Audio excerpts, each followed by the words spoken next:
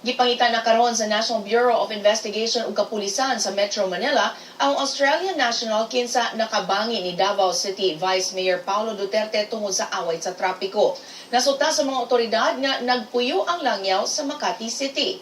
Si Ben Tesor na sa detalye. Ben? Medyo gitahong mipagawas na og arrest warrant ngadto sa National Bureau of Investigation o Philippine National Police sa Camp Crame aron pangitaon ng Australian National nga si Michael Hatcher kinsa giingong nagpuyo sa Makati City. Gimando ni Regional Trial Court Branch 16 Judge Emmanuel Carpio ang pagsikop sa 73 anyos nga si Hatcher human siya wala mitambong sa pre-trial sa kaso nga gisangati Vice Mayor Paulo Duterte batok kaniya. Kini tungod sa away sa trapiko niadtong August 2013 nga misangpot sa pagsangat ni Duterte og 2 counts of direct assault with attempted homicide ug usa ka count sa attempted murder batok ni Hatcher. Tungod sa wala pagtambong ni Hatcher sa pre-trial, na-forfeit na sa abang 225,000 pesos nga bail bond ini.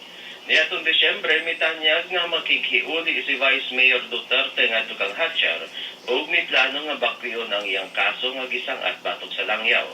Apan gibalibaran hinuon kini ni Hatcher ug nangayo pa og 5 million pesos kang Duterte ug sa iyang abogado. Nangayo sa public apology si Hatcher gikan kang Duterte. Tungod niini, ipadayon ni Duterte ang pagsangat og kaso batok sa langyaw. Medyo Daghang salamat Ben Tesor na reporting gikan Davao City.